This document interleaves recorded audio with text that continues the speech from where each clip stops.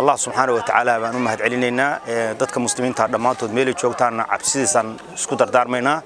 وحن إن شاء الله وتعالى كلمة ديرنا نساك كي رادو دعدي ما أنت دويت كدعدي ديجان كروح وعن لجعلي سنين وضدك وضد الشيء إسلام كينبض منا عنو فعنين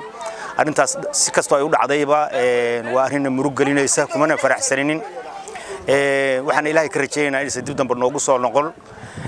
waxaan halka kan baaqna badeed uga dirayaa dhammaan bulshada qaybaheeda kala duwan reer Puntland qaasaan gobolka Mudug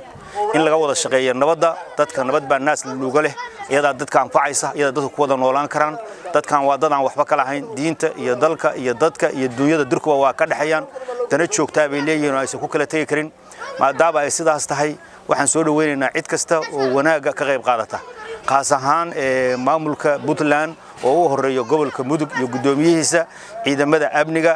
iyo dhammaan maamulka Puntland oo sida hadda aan warbixinta ku helayo wasiiro iyo xildhibaano intaba u soo diray aad iyo aad baan u bogaadinayaa waxaan sidoo kale u mahad celinayaa dadka odayaalka ah oo arintaas teeri hameenkay dhacday ku kala dhix jiray oo joogay oo wanaaga ka shaqeynaya waxaan jeclahay sidoo kale inaan cambaareeyo oo aan jeclayn dadka arintaas wax kicin kara ku dadaalaya hal qofna Allah ka dhigo ha ka badnaato nabadaan soo dhaweynayna iyada khayr badan khayr baan ku baaqaynaa waxa la colaad wiil baa ku dhasha wiil baa ku dhintay wiil kuma dhasho